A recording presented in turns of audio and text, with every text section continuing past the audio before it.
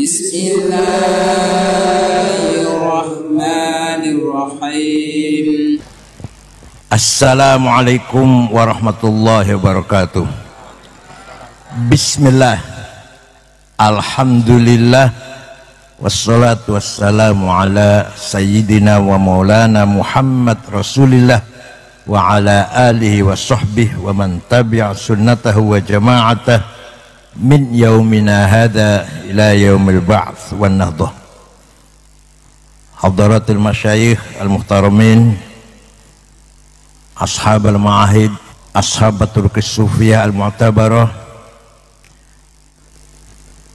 sadati wa sayyidati, anisati, ashabi wa zumala'i, abna'i wa banati, ayyuhal hudur. Manusia itu makhluk yang paling mulia dan sempurna ketika manusia betul-betul menjadi insan, tidak hanya sebagai bashar. Kalau bashar yang bersifat fisik, material, bersifat jasad, bashar sebenarnya tidak layak dikomentari. Ganteng, cantik, tidak layak dipuji, karena itu khalqullah, tidak ada intervensi dari siapapun. Maka saya nggak setuju kalau ada Miss Universe, lomba kecantikan. Kenapa?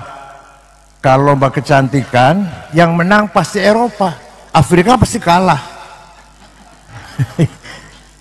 Saya paling tidak setuju kalau ada Miss Universe. Tapi kita bisa mulia dari sisi insan. Kenapa insan itu mulia?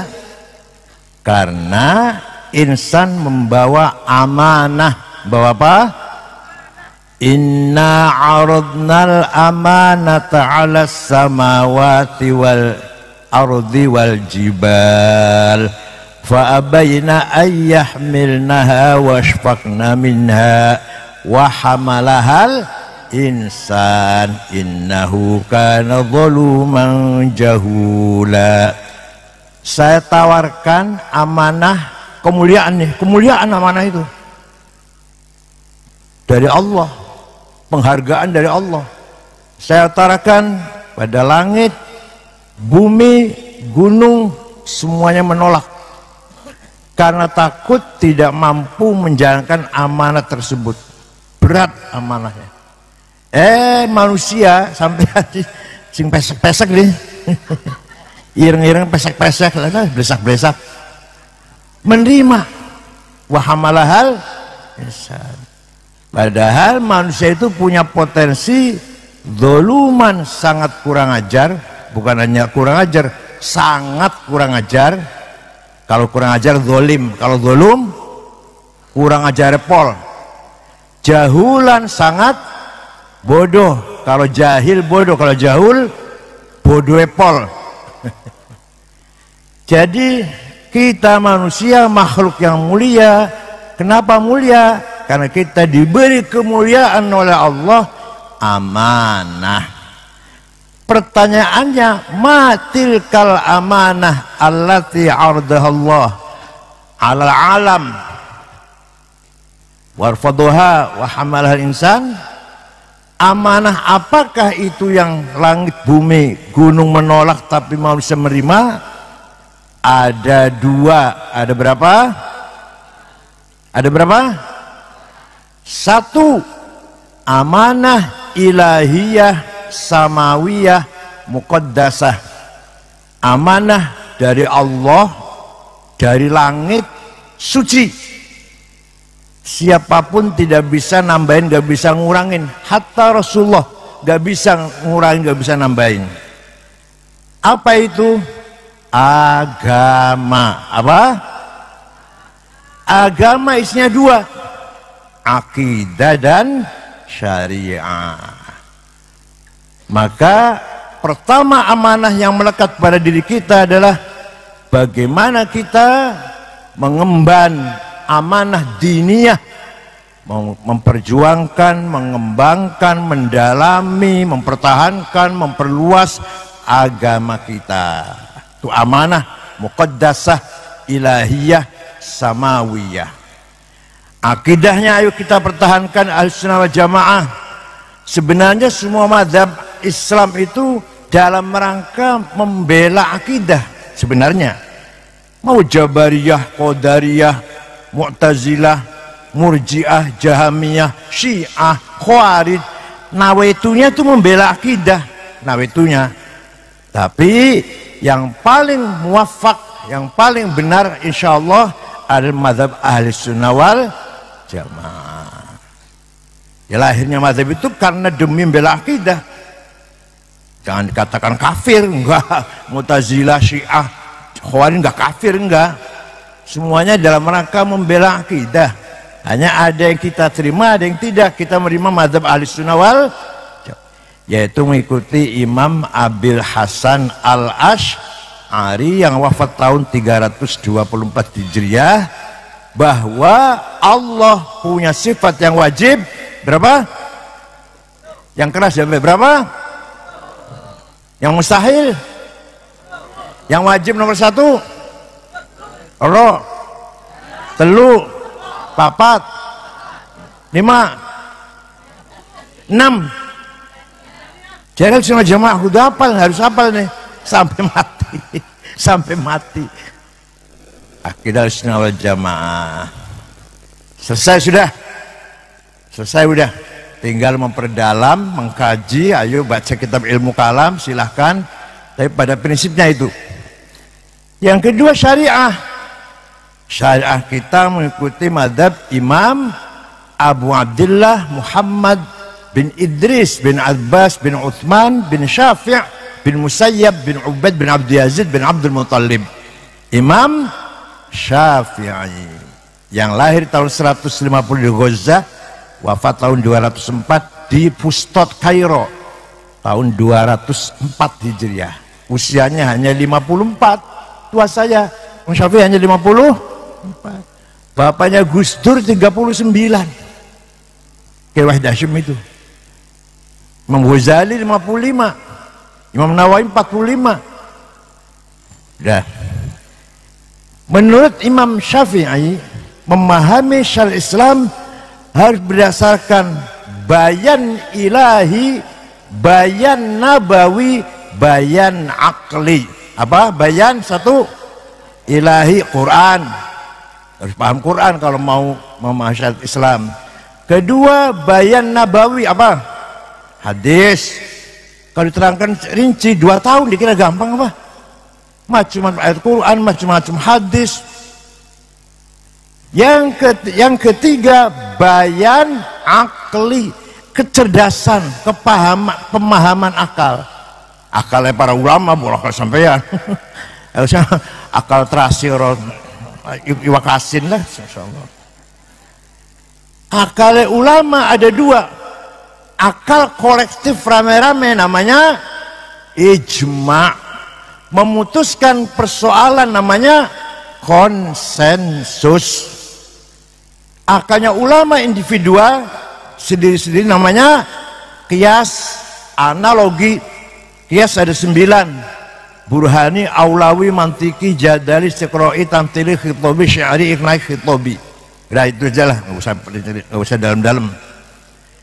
Dengan adanya ijma' dan qiyas, nih penting ini, barangkali nggak tahu. Dengan adanya metode ijma' dan qiyas melahirkan namanya ilmu fikih. Ilmu fikih itu hasil dari ijma' dan qiyas. Dari Sapina sampai Majmu' Muhadzab, Mahali ya, paling agung. Mahali 40 jilid, Majmu' 4 jilid. Jadi ilmu fikih itu adalah produk dari bayan akli, yaitu isinya adalah ijma' dan ya, paham boten? Wes beres. Amanah pertama itu. Amanah yang kedua, amanah insaniyah waqi'iyah. Apa? Yang bersifat ijtihadiyah, kreativitas. Kita diberi kemuliaan oleh Allah, dipercaya agar kita ini kreatif, cerdas. Oleh Allah dibebaskan. Sudah barang tentu bukan agama, bukan. Ada dua. Ada berapa? Satu namanya thaqafah, dua hadarah. Apa nomor satu apa? Civilization, peradaban, ilmu, pendidikan, kesehatan, ketertiban, undang-undang, budaya, itu namanya thaqafah.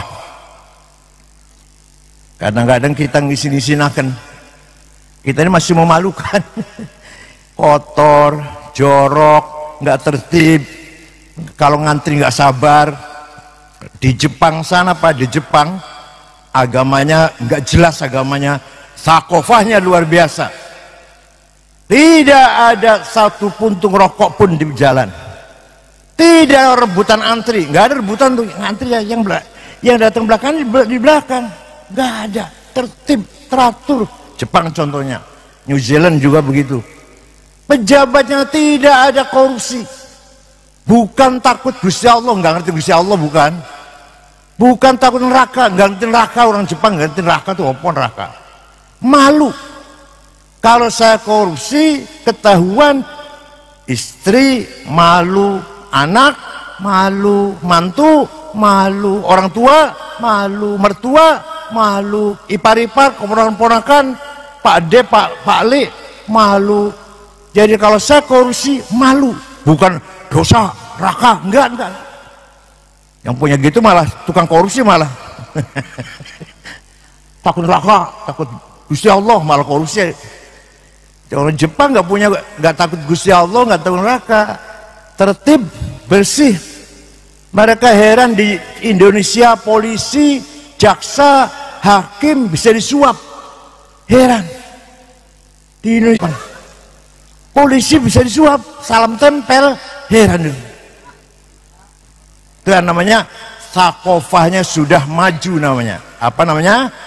Agamanya, amanah yang pertama tadi agama gak jelas orang Jepang. Tapi thaqafahnya sudah maju, mutsaqqaf. Terutama pendidikan. Mari kita jangan ketinggalan. Ya Allah, kita ini cuma bisa memakai. Pakai listrik, yang bikin listrik bukan kita. Pakai mobil, walaupun mobilnya bagus, yang bikin mobil bukan kita. Pakai iPhone, Google, YouTube, Instagram, ya kita yang bikin.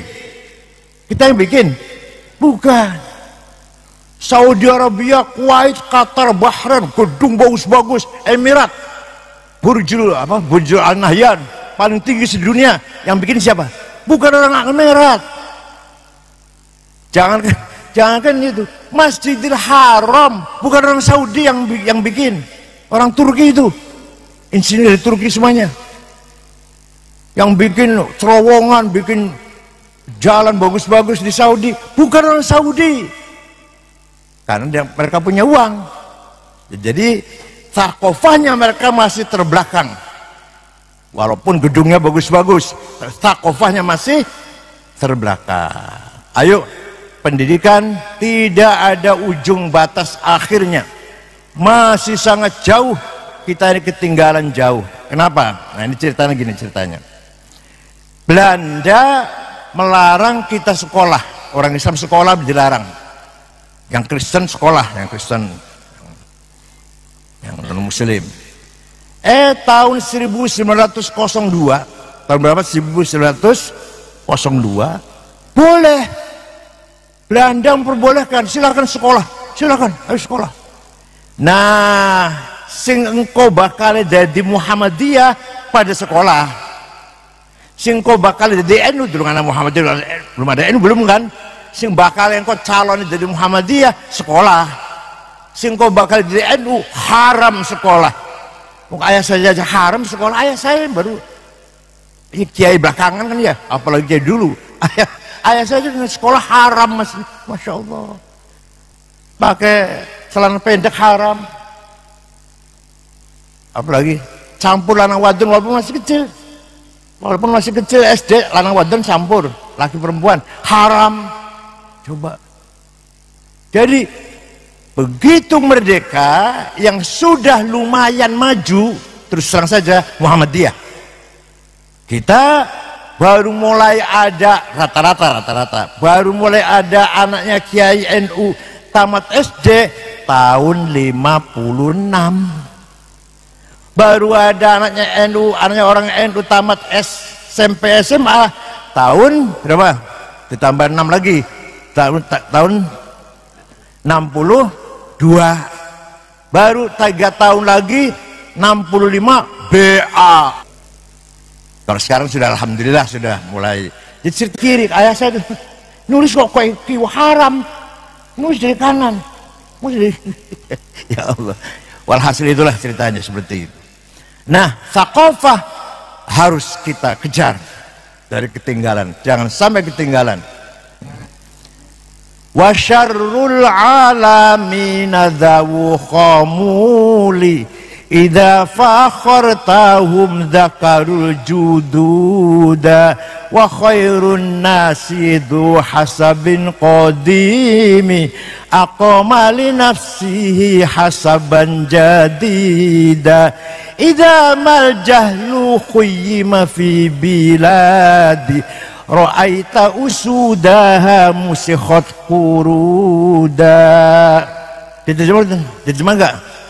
Bisa ngerti kan? Terjemah. Wasyarul alamin, sejelek-jeleknya orang hanya mengandalkan bapak tua. Saya cicit yang Kiai Said Gedongan, Kiai Said alim, sakti, tegas, keras, saya cicitnya. Itu toh yang jadi andalan. Saya turun Sunan Gunung Jati. Gunung Jati Sunan, ente gombal. Gombal itu serbetnya, serbet meja, serbet WC. Bahasa ide hebat, ente cicitnya, mbuh, durung karuan. Paham betul. Jadi, wa khairun nasi dzu hasabin qadimi aqama nafsi hasaban jadida.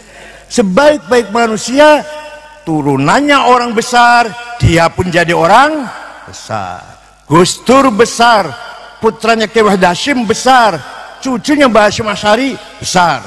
Mbah Hasyim, Kiai Wahid, Gus Dur, tiga-tiganya orang besar semua ini. Bukan hanya mengandalkan bapak tua atau nenek moyang. Paham boten? Idamal jahlu khuyyima fi biladi ra'aita usudaha musikhat kuruda.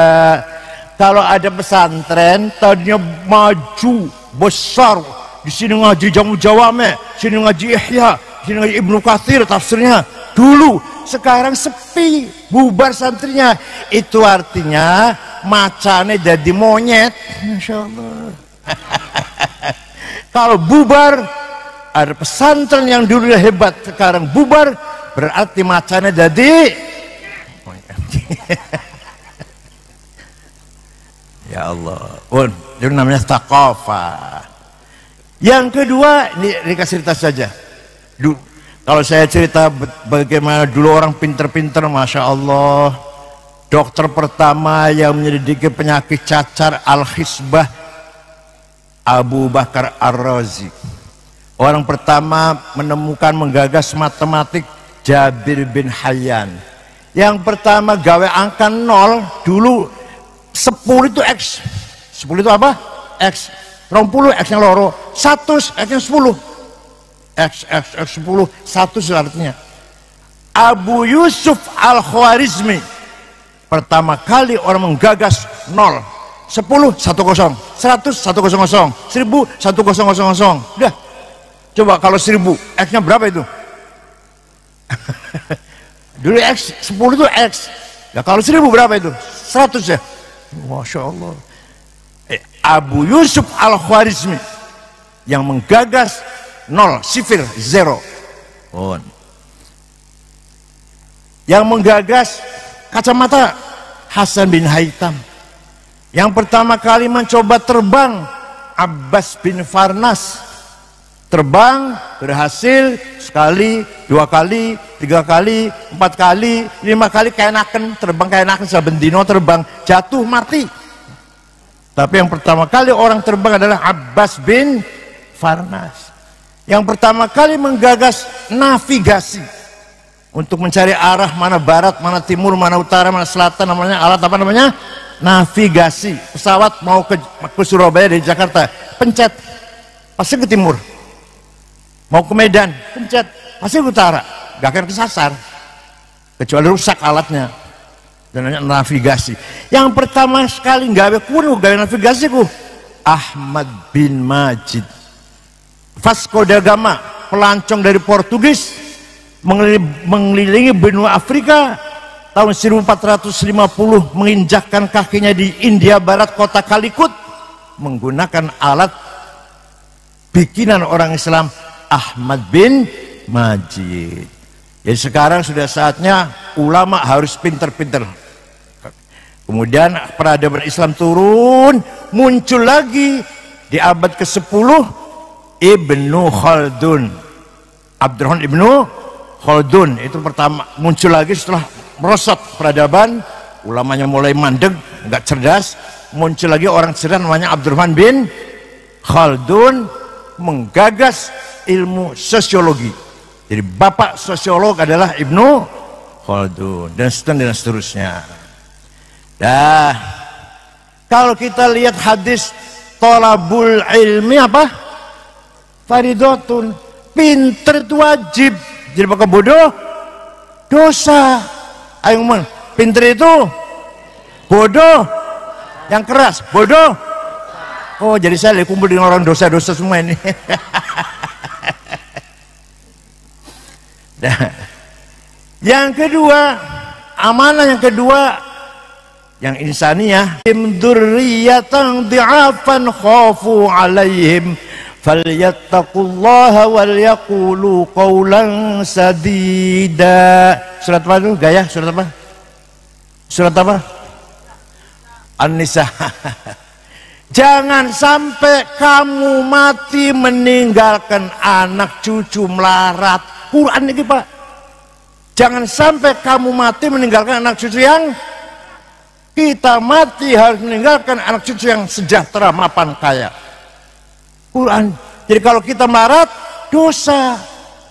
Walaqad katabna fiz zaburi min ba'did dzikr annal ardu yarithuha ibadiyas solihun. Kekayaan alam, nikel, batu bara, boksit, mening, besi-besi, emas, berlian, gas, minyak, sebenarnya harus dimiliki oleh seorang soleh-soleh. Tapi malah yang punya bukan kita, berarti dosa nggak itu? Dosa. Kata Al-Quran yang punya harus orang soleh-soleh. Sebenarnya ya, yang paling ideal, tambang itu dikelola oleh BUMN. Seperti Pertamina. Pertamina kan BUMN tuh, gas, minyak. Nah, nikel, batu bara, boksit, biji besi, mening, negara juga yang mengelola. Nanti turunannya mau jadi aki, mau jadi sendok, mau jadi apa, swasta. Sekarang enggak. Swasta selalu bisa main dengan menterinya, langsung tanda 10.000 hektar tambang. Ini lagi berapa? 5.000 hektar. Yang ini berapa ini? 500.000 hektar. Siapa? Paham betul? Ideanya seperti minyak itu, nikel, batu bara, semua juga harus negara yang punya negara, yang mengelola negara, yang nambang negara yang nambang. Mengko swasta bagiannya yang membuat turunan dari bahan mentah itu, nikel dari aki, timah dari sendok, jadi pegangan pintu, walhasil turunannya tambang-tambang itu. Nah, oleh karena itu, mari kiai harus kaya. Harus apa kiai? Harus apa? Kaya. Jangan menjadi ashabul proposal. Waktu Kanjeng Nabi Mi'raj melihat ada orang gede dhuwur, Pak Kanawirod, ada orang gede dhuwur, gagah. Setelah dilihat mukanya bolong, nggak ada dagingnya, kropos. Kanjeng kaget. Man huwa ya Jibril, ku sapa ku Jibril? Gede dhuwur mukanya bolong. Oh, niku umat panjenengan yang rajin bikin proposal. Temenan. Jadi kita harus mandiri. Kita harus usaha keras. Sama saja ibadah. Ilmu ibadah, cari membangun kesejahteraan juga ibadah. Sugih wajib, melarat dosa. Temenan. Diguyon beli guyon. Sayyidina Utsman kaya raya. Pernah sedekah gandum 700 diangkut 700 onta, bu pirang karung. Syekh Abdul Qadir Jilani orang kaya, punya wakaf di Mesir 10 hektar. Syekh Abdul Qadir Jilani. Abil Hasan Syadzili orang kaya, santrinya pengikutnya namanya dijamin. Said Muhammad bin Alwi Al-Maliki baru wafat tahun 2004, santrinya 700. Putra-putranya Mbah Mun, santri Said Muhammad semuanya ditanggung oleh Said Muhammad. Makan, minum, kesehatan, pulang kasih tiket. Kira-kira ada nggak itu ya? Kira-kira. Kenapa? Said Muhammad kaya, punya hotel di Kairo, Al Husain di Medan Husain, menjamin santrinya. Ya, kalau melarat, masya Allah, pakaiannya sarung kecap gajah duduk, sandalnya lili, minyaknya misik, masya Allah, kopi ireng campur coklat. Iku pakaiannya ngomong kan, ayuhan nas ana fakir farhamuni, wahai masyarakat saya kiai melarat farhamuni. Pakaiannya kok tas digawa ngalor ngidul, duduk colak delsi samsonat, duduk anak tulisan yang pojok musyawarah mas ulama kabupaten. Ayo kita bangun hadarah gitu ya. Jadi sugih wajib, melarat wah, jadi ini lagi tengah kayak untuk dosa-dosa kabeh gitu. Wong sugih karo melarat, ya Allah, jauh sekali. Pada sholatnya podo maca Qur'ane, podo wiride, podo istighosahe. Yang sugih zakat, infak, jariyah, sedekah, wakaf, hibah, nazar. Sing melarat tiap tahun haji furoda. Haji sekarang asal membayar 350 juta berangkat, gak ngantri lagi, namanya furoda namanya. Ayo saya melarat masih bisa, wong sugih bisa tiap bulan umroh, wong melarat. Jadi sugih kalau melarat bagus nanti, bagus sugih. Honda. Yang terakhir, ini yang terakhir sebenarnya bukan nggak begitu penting juga sih, tapi nggak begitu penting sebenarnya. Apa? Amanah sia-sia. Apa? Paham bukan? Alhamdulillah di Indonesia ini kita luar biasa, punya budaya yang luar biasa. Pengajian di Timur Tengah nggak ada, betul wonten pengajian. Ada Maulid Nabi tadi di pusat, di Mesir dipusatkan di apa? Di Idrisia itu, di Adarisa, apa namanya? Adarisa ya. Darosa, kumpul KB. Sekali itu saja. Di sini siap RT muludan. Iya. Mau balik sampai habis tanggalnya. Sing pinter, yang nggak pinter, yang wes punya laris semuanya. Saking melayani masyarakat, mauludan, syukuran, Isra Mi'raj, nuzul Quran, hal bihalal, tahun baru Hijriah. Ya Allah, sunatan pengajian, kawinan pengajian. Di Timur Tengah nggak ada. Gaya pesantren dengan gampang. Di Timur Tengah nggak gampang. Di Saudi mau bikin pesantren, sampai bonyok nggak akan bisa. Nggak bisa, izinnya nggak akan keluar. Di kita di sini monggo nggak pesantren. Ada apa lagi? Sowan yang kiai, gurudu-gurudu sowan yang kiai. Hanya di sini di Indonesia. Di Timur Tengah paling setahun 2 kali. Di kita enggak hanya setahun 2 kali. Tiap saat sowan karo kiai. Gimana? Ini namanya Islam Nusantara. Nih, kalau mau cerita dikit. Nih, Khalifah Ottomaniyah di Turki, la haula wala quwwata. Nggak bisa apa-apa. Wilayahnya dicaplok oleh penjajah. Indonesia dijajah Belanda. Khalifah Turkinya angkat tangan. Wes. Kiai Hasyim Asy'ari mempunyai prediksi, nubuat, mempunyai waskito. Ini nanti khilafah akan bubar. Sistem khilafah akan bubar. Kalau nanti sistem khilafah bubar, akan berdiri negara sendiri-sendiri. Indonesia, negeri Jawi, Indonesia lah, negeri Jawi ini, kalau nanti jadi negara sendiri tanpa ada sentral di mana khalifah nggak ada, jangan menjadi masyarakat yang tidak semangat beragama, sekuler, kalau bahasa sekarang sekuler, aja sampai tidak semangat beragama. Maka Kiai Hasyim Asy'ari menerima kenyataan konsep negara nasionalisme, negara nasional kebangsaan, bukan negara agama, tapi negara nasionalis yang religius.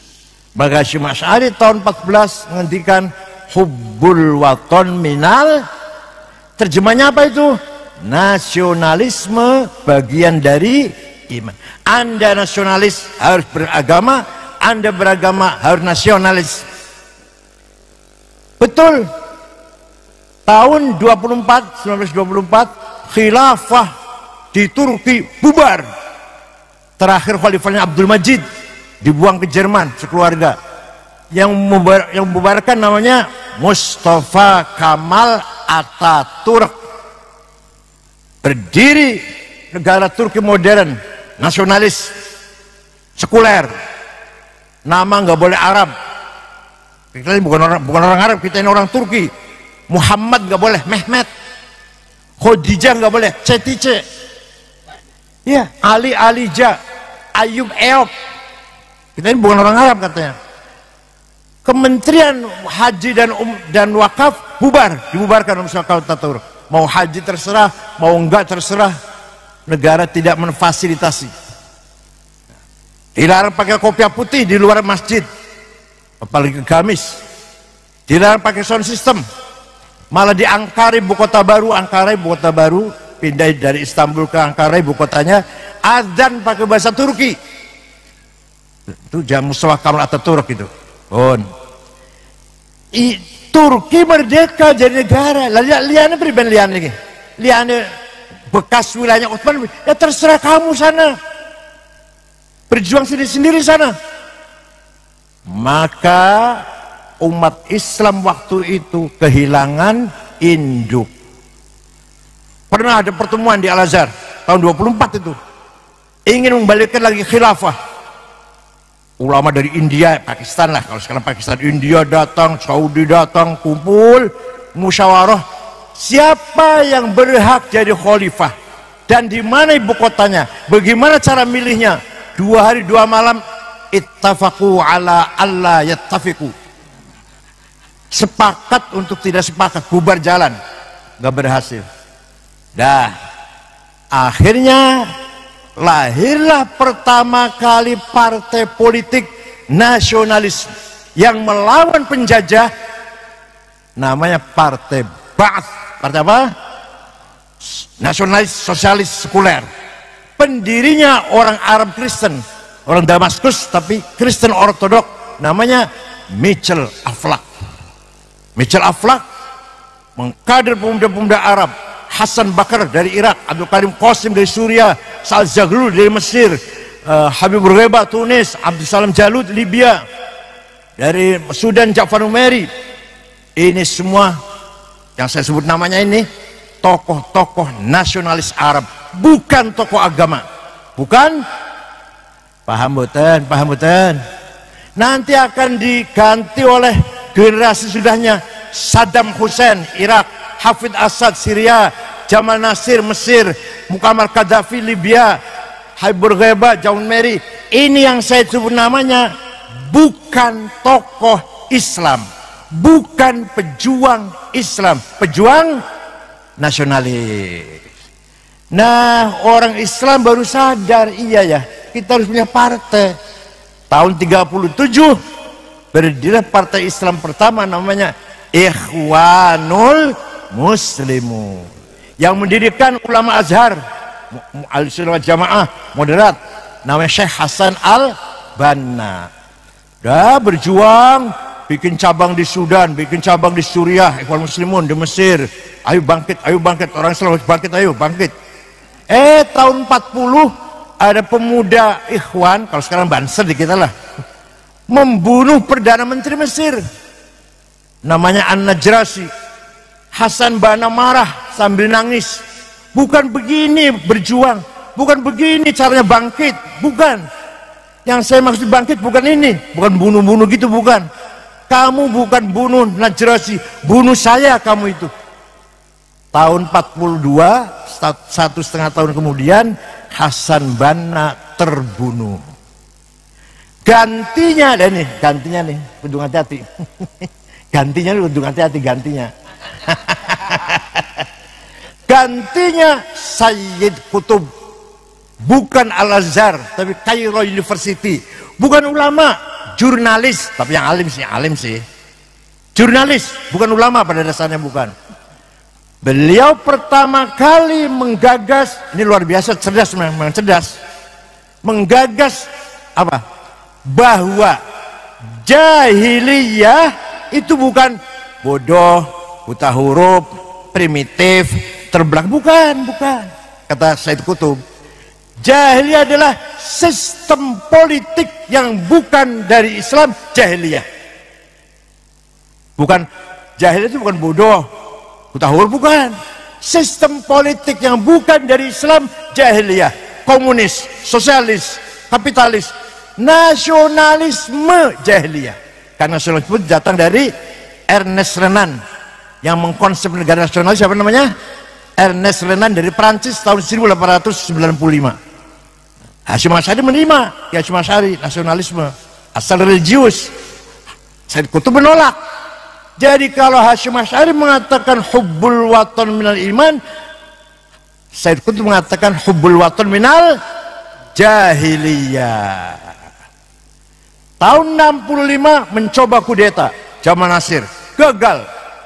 6 tokoh Ikhwan digantung di Tahrir Square. Sayyid Qutb, Zaki Muhandis, Ashmawi, Hasan Hudaybi, dan seterusnya. 6 orang tokoh ulama Ikhwan digantung, ditonton tahun 65.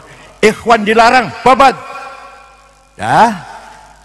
Tahun 69 muncul lagi yang lebih keras daripada Ikhwan. Namanya Jamaah Takfir wal Hijrah. Apa namanya? Pendirinya namanya Syukri Ahmad Mustafa. Semua orang kafir kecuali dia nggak kafir, kecuali mereka yang kafir. Syekhul Azhar, Syekh Al-Azhar kafir. Ulama-ulama hufadzul Quran, Turuqi Sufiyah kafir, semuanya kafirin. Karena menerima nasionalisme, negara kebangsaan. Hanya mereka yang tidak kafir. Mereka membunuh wartawan senior Yusuf Sibai, membunuh Menteri Agama Dr. Husain Adz-Dzahabi yang punya karangan At-Tafsir wal Mufassirun. Yang ketiga puncaknya tanggal 3 Oktober 1981 membunuh Presiden Muhammad Anwar Sadat. Anwar Sadat dibunuh, Husni Mubarak jadi presiden, mereka dihantam, nggak habis juga, nggak habis. Sembunyi di Sinai. Di antara sembunyi namanya Ayman Al-Zawahiri. Lahir Al-Qaeda di Afghanistan melawan Soviet. Ayman pergi ke sana bergabung dengan Al-Qaeda. Itu sedikit cerita tentang terorisme biar tahu. Al-Qaeda berdiri asal mulai melawan Soviet, didirikan oleh Amerika, dilatih oleh Amerika yang danain Raja Fahad. 450 juta dolar habisnya. Ya, bagaimana cara ngebom, bagaimana cara rakit bom, dilatih lah. Ya. Soviet lari, kalah lah, Soviet kalah. Al-Qaeda malah memusuhi Amerika. Bosnya sendiri malah dimusuhin, bosnya yang melatih perang tadi. Datang lagi yang lebih keras lagi, namanya ISIS atau Daesh. Pendirinya namanya Mus'ab Zarqawi, umur 22 tahun, dari Jordan, hidupnya di Tel Aviv. Maka ISIS 100% made in Israel. Sampai sekarang jaringan terorisme di Indonesia ada dua. Ada Ansor Tauhid, non muslim boleh dibunuh, gereja boleh dibom. Abu Bakar Bashir, Amrozi, Ali Ghufran, Mukhlas, Ali Imran, Samudra. Ada Ansarud Daulah, kita ini boleh dibunuh semuanya. Yang menusuk Pak Wiranto, yang menusuk polisi lagi sholat di Blok M. Pokoknya kalau yang dibom itu masjid atau lagi ngaji, di Ansarud Daulah. Kalau yang non muslim namanya, yang dibom non muslim namanya apa? Ansarud Tauhid, JAT dan JAD. Termasuk juga Az-Zaitun, agak bau-bau JAT juga ada Az-Zaitun itu. Jangan akhirnya kan modok ya, modok kan Zaitun. Itulah cerita sampai sekarang belum habis. Jaringan Afghanistan, Filipina Selatan, Poso, Bima, NTB masih ada sampai sekarang. Baru-baru saja Densus 88 nangkap berapa? 8 orang ya? 8 orang dari Sukoharjo dan sekitarnya. Itulah cerita tentang terorisme, tantangan kita di depan mata kita. Dulu terorisme di Afghanistan jauh, sekarang di mana? Sekarang di mana sekarang? Di kita sih, di kita, di sini kita, dengan kita, hidup bersama kita. Jadi bukan lagi di Afghanistan atau di jauh di sana, di sini terus sudah ada. Ini sudah sulit untuk diberantas, untuk dihilangkan, sulit sekali, nggak bisa sekaligus bisa dihilangkan. Oleh karena itu sekali lagi, hal-hal yang seperti ini perlu apa tadi, untuk menghadapi tantangan ini perlu apa? Apa tadi? Takwa, amanah, sia-sia. Paham betul? Wala tahinu wala tahzanu wa antumul a'launa in kuntum mu'minin. Surat apa ya? Surat apa ya? Wala tahinu wala tahzanu wa antumul a'launa in kuntum mu'minin. Kamu jangan kalah, kamu jangan di bawah, harus di atas. Antul a'laun, menang. In kuntum mu'minin, kalau Anda betul-betul orang beriman. Insyaallah kita masih semangat untuk membangun masyarakat Islam yang mutaqqaf dan mutahaddir, berperadaban dan bersejahtera, berkebudayaan. Wali Songo dulu cara dakwanya tathqifus sya'ab, membangun peradaban masyarakat supaya bersih, bermartabat, ngerti aturan. Begitu cara dakwanya Wali Songo dulu. Oleh karena itu kiai-kiai pesantren kalau bikin pesantren nggak terkenal namanya. Gedongan, Kempek, Babakan, Tebuireng nggak terkenal namanya. Tebuireng terkenal desanya, Denanyar, Tambak Beras, Sidogiri, Rembang, Sarang, Tegarejo, Cipasung, Aran, desanya yang terkenal. Nama pesannya nggak terkenal, nggak apa-apa. Itu menunjukkan betapa kiai-kiai dalam rangka tathqifus sya'ab, memajukan peradaban di tengah-tengah masyarakat Indonesia. Tidak usah nama pesantren terkenal, yang penting desanya bisa terangkat, desanya yang diangkat, bukan nama pesantrennya. Syukran wa dumtum fil khair barakati wan najah wallahu khairu. Wassalamualaikum warahmatullahi wabarakatuh.